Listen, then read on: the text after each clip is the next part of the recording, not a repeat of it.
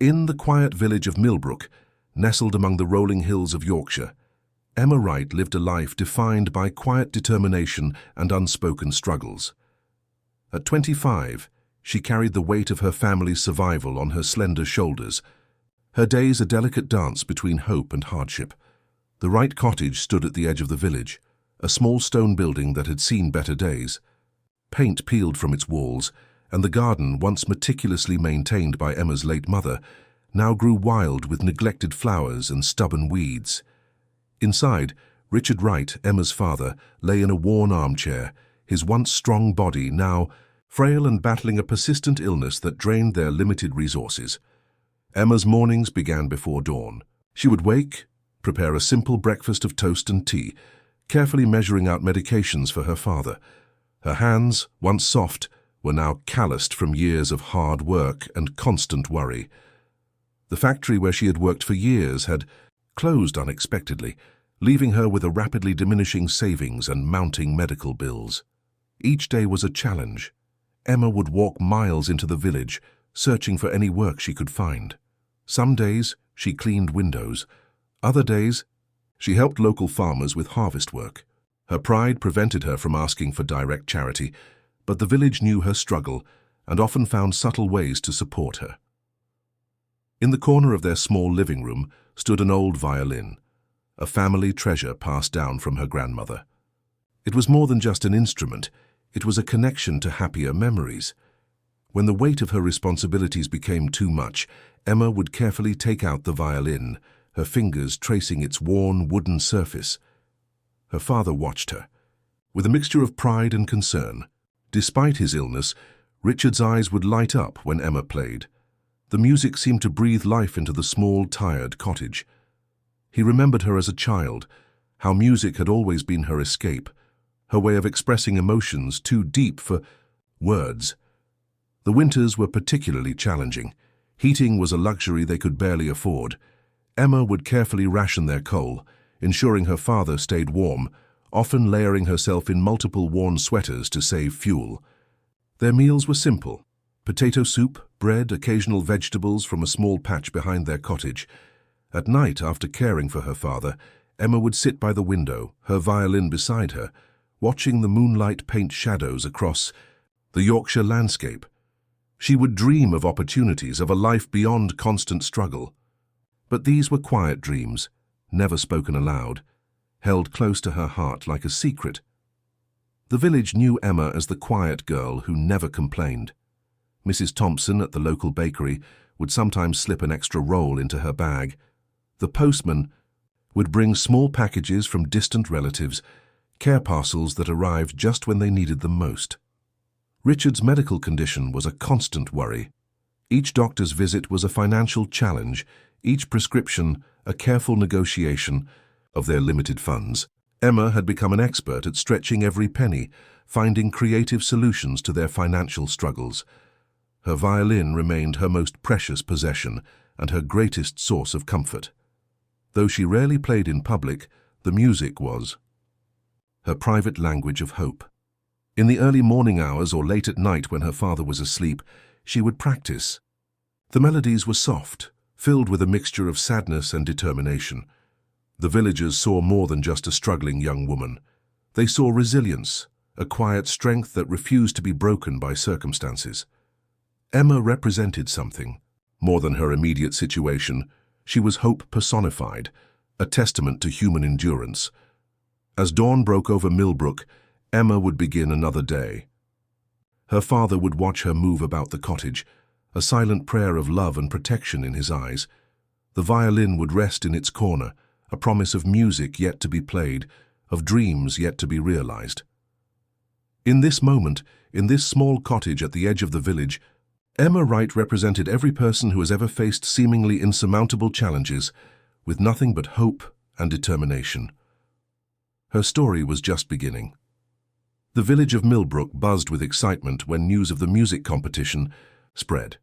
Posters appeared in shop windows, local cafes, and community boards. Millbrook Musical Talent Contest, $5,000 grand prize. For most, it seemed like just another local event. For Emma Wright, it felt like a lifeline. Thomas Baker, Emma's childhood friend who now worked at the local post office, was the first to tell her about the competition. He found her collecting groceries at the village store, her worn coat pulled tight against the morning chill. "Emma," he said, his voice filled with enthusiasm, "this could be your chance." Emma's initial reaction was hesitation. Her violin was old, its strings worn and slightly out of tune. Her skills were rusty from years of limited practice. The challenges of caring for her father had pushed her musical dreams to the background. But something in Thomas's eyes sparked a tiny flame of hope. That evening, after carefully preparing her father's dinner and ensuring he was comfortable, Emma retrieved the violin from its corner. The instrument felt different in her hands. Not just a memory, but a potential future. She began to play, her fingers tentative at first, then growing more confident with each passing moment. Richard watched from his armchair, tears quietly forming in his eyes. He remembered his wife, Emma's mother, who had always believed in their daughter's musical talent. "Play," he whispered. "Play like your heart wants to sing." The old shed behind their cottage became Emma's secret practice space. During the early mornings and late evenings, she would slip away, protecting her practice sessions from her father's worried eyes. She didn't want to give him false hope, but something inside her was changing. Thomas became her unexpected supporter. He would bring her sheet music from the library, share tips he'd heard from traveling musicians, and encourage her when her confidence wavered. The villagers began to notice something different about Emma, a spark of determination that hadn't been there before. Her practice wasn't about winning, it was about survival. The prize money could mean medical treatments for her father, a chance to repair their cottage, a moment of breathing space from constant financial pressure. Each note she played carried the weight of her hope. The local music teacher, Mr. Peterson, heard her practicing one afternoon. He was walking past the shed when the melody caught his attention. Curious, he listened, surprised by the raw emotion in her playing.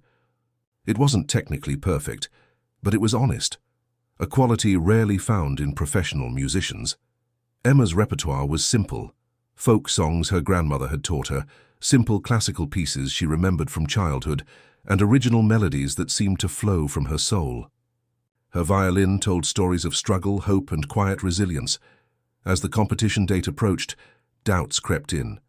Emma would look at her worn shoes, her patched coat, and wonder how she could stand among trained musicians. But then she would look at her father, listen to his labored breathing, and find her courage renewed. The village seemed to sense something was happening. Mrs. Thompson from the bakery started giving her extra bread. The local tailor mended her coat for free. Small acts of kindness that spoke volumes about community support. Richard's health remained fragile, but his spirit grew stronger, watching his daughter rediscover her passion. He would sit by the window, listening to her practice, remembering the young girl who once dreamed of playing in grand concert halls. Thomas continued to be her biggest supporter. "You're not just playing for yourself," he would remind her. "You're playing for your father, for your family, for this village that loves you." The night before the competition, Emma barely slept. Her violin sat beside her bed, a silent companion holding all her hopes and dreams. The old instrument seemed to whisper promises of possibility, of a future not yet written. As dawn broke over Millbrook, Emma knew something had already changed. Regardless of the competition's outcome, she had rediscovered a part of herself long forgotten. Her music was no longer just a memory. It was a lifeline, a promise, a hope. Her journey was about to begin. The Millbrook Community Hall stood transformed for the music competition. Polished wooden floors reflected the soft stage lights, and rows of chairs filled the space. Professional musicians tuned their instruments, their expensive cases and designer clothes, a stark contrast to Emma's simple blue dress. Emma arrived early, her hands trembling slightly as she checked her violin. Thomas had helped her press the dress, mend a small tear, and polish her shoes until they shimmered. Her father's words echoed in her mind. "Play from your heart, Emma." The competition was more intimidating than she had imagined. Contestants before her played complex classical pieces, their fingers dancing across instruments with technical precision. Some were music school graduates, others professional performers from nearby cities. Emma felt like an outsider, her simple village dress making her stand out.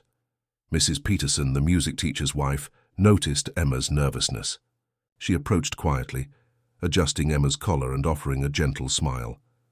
"Remember," she whispered, "music is about feeling, not just notes." When Emma's turn came, the hall fell silent.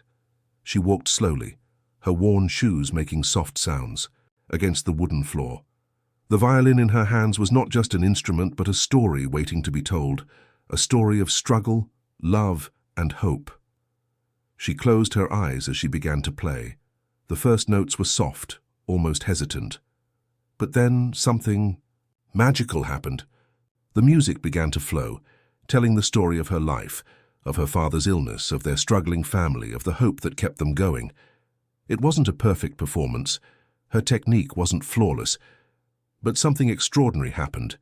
In that moment, the audience began to feel her story. Tears formed in several eyes. An elderly gentleman in the front row wiped his cheek. A young woman held her hand to her heart.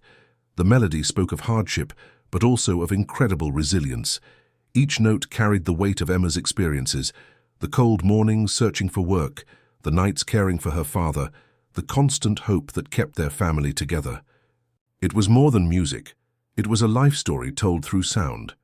When she finished, there was a moment of complete silence. Then, unexpectedly, the entire hall erupted in applause. It wasn't just clapping. It was a recognition of something deeper, something truly human. The judges exchanged looks. Mr. Peterson, who was one of the judges, had tears in his eyes. He recognized something special in Emma's performance, a raw, unfiltered emotion that most trained musicians spent years trying to achieve. Thomas watched from the back of the hall, his heart swelling with pride. He had known Emma all her life, had seen her struggles, and now he was watching her moment of triumph. As the judges deliberated, Emma stood backstage, her hands still tingling from the performance. She wasn't thinking about winning. She was thinking about her father, about the possibility of helping him, about the hope this moment represented. The announcement came unexpectedly. Emma had won third place, a prize that came with $1,500. For her, it might as well have been $1 million. It was more money than she had seen in years, enough to help with her father's medical treatments and perhaps repair their cottage. But the real prize was something less tangible. The entire village now saw her differently. She was no longer just the quiet girl struggling to care for her father. She was an artist, a storyteller, someone with extraordinary courage. Mr. Peterson approached her after the competition. "Your music," he said. "It's not about perfection. It's about truth. Would you be interested in some music lessons?" Emma could hardly believe what was happening. The world seemed to have opened up a door she never thought possible. Her hand still held the violin, no longer just a family heirloom, but a bridge to a new future. As she walked out of the community hall, the evening sun casting long shadows, Emma knew something fundamental had changed. Her life would never be the same again. The music had spoken. Her story had been heard. Hope, she realized, could indeed be a melody. The weeks following the music competition changed everything for Emma Wright. The $1,500 prize money arrived like a miracle, bringing immediate relief to their struggling household. Her first thought was her father's medical treatment. Her second was repairing their cottage's leaking roof. Mr. Peterson's offer came unexpectedly. He wanted Emma to teach music to local children, recognizing something special in her ability to connect emotionally through music. "You have a gift," he told her, "not just in playing, but in understanding how music touches people's hearts." The teaching position was part-time, but it transformed their financial situation. Emma would teach children after school, sharing simple musical techniques and the emotional language of music. Her students weren't just learning notes, they were learning to express themselves. Richard watched his daughter's transformation with growing pride. The constant worry that had lined his face began to soften. Medical treatments became more regular, his health slowly improving. The cottage, once a symbol of their struggle, started to feel like a home again. Thomas continued to be a pillar of support. He helped Emma organize her teaching schedule, brought her teaching materials from the library, and ensured she had time to practice and care for her father. The village seemed to rally around her, recognizing her remarkable journey. Her first music class was a mixture of excitement and nervousness. 10 local children sat before her, their eyes wide with curiosity. Emma remembered her own childhood love for music and understood this was more than just a job. It was a calling. She started with simple lessons. Teaching children wasn't about technical perfection, but about helping them discover the joy of music. Some children struggled with instruments, but Emma's patience never wavered. She saw music as a language of emotion, not just a set of technical skills. The local community center offered her a small room for her music classes. It was modest, a few chairs, some basic instruments, but it became a sanctuary of creativity. Parents began to notice changes in their children, more confidence, better emotional expression. Emma's teaching method was unique. She would share stories about her own musical journey, about her father, about the power of hope. The children listened, not just to the musical instructions, but to the life lessons woven between the notes. Her violin remained her most precious teaching tool. When words failed, music spoke. She would play and the children would watch, mesmerized by her ability to tell stories through sound. Some would close their eyes, feeling the emotions she conveyed. Mr. Peterson observed her classes occasionally, impressed by her natural teaching ability. "You're not just teaching music," he would tell her. "You're teaching life lessons." Emma would smile, knowing how true those words were. The additional income meant small luxuries they had long forgotten. Proper winter clothing for her father, better food, occasional treats. But more importantly, it brought hope, a commodity more valuable than money. Her father's health improved gradually. The combination of better medical care and reduced stress began to work its magic. Richard would sit by the window listening to Emma teach, his heart full of love and pride. The village noticed the change. Where once Emma was seen as the struggling daughter caring for her sick father, now she was a respected music teacher, a symbol of resilience and hope. Children looked up to her. Parents spoke about her with admiration. Thomas remained her closest friend and supporter. He helped manage her small music business, keeping track of schedules, helping promote her classes. Their friendship, tested by years of shared struggles, had become something beautiful and strong. As winter approached, the Wright cottage seemed different. Warm light would spill from its windows in the evening. Music would drift out.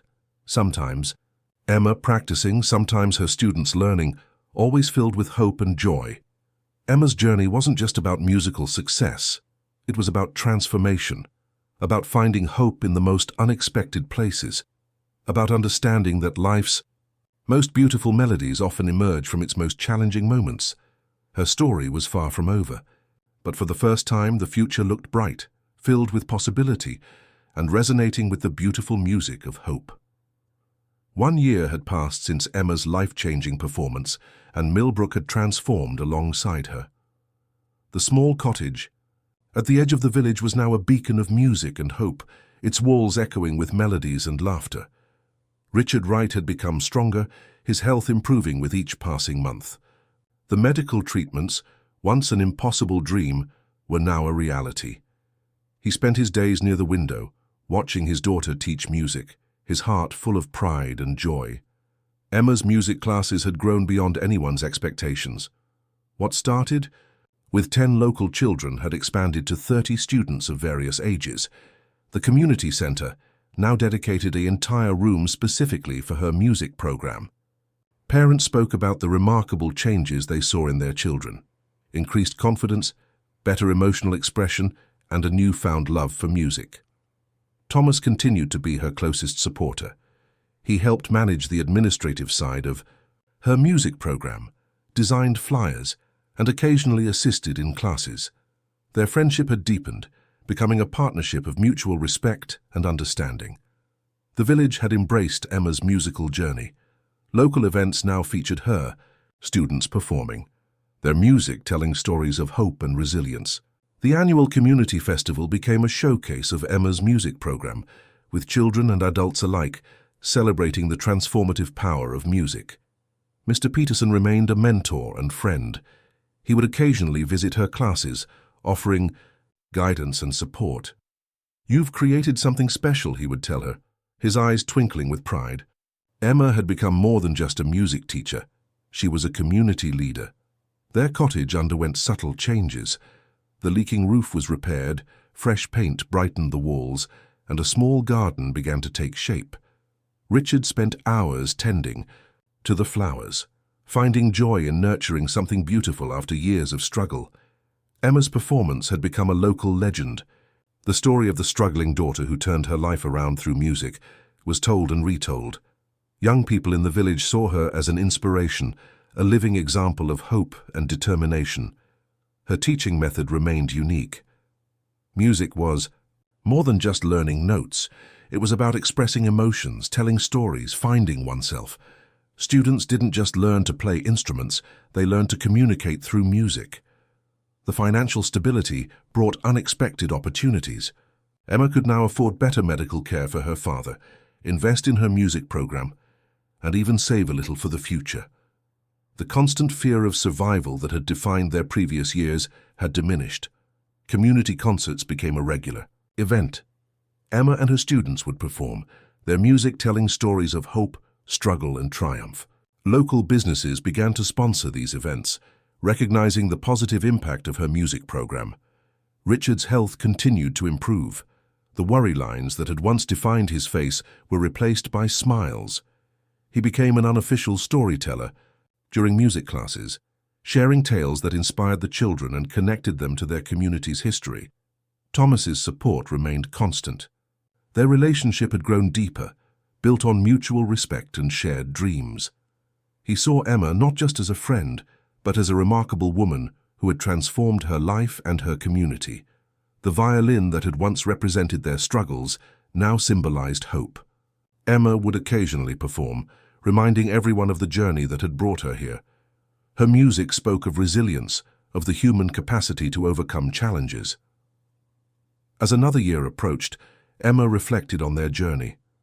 The small cottage, once a symbol of struggle, was now a home of music and hope. Her father was healthier, her community stronger, her dreams more expansive than she had ever imagined. The local newspaper did a feature on her, highlighting her remarkable journey, from struggling caregiver to respected music teacher. Emma was humble, always redirecting praise to her father, her community, and the power of music. Millbrook had changed. What was once a quiet village now resonated with music, hope, and possibility.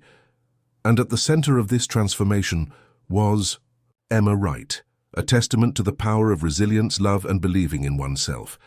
Her story was far from over, but now it was a story of hope, of music, of endless possibilities.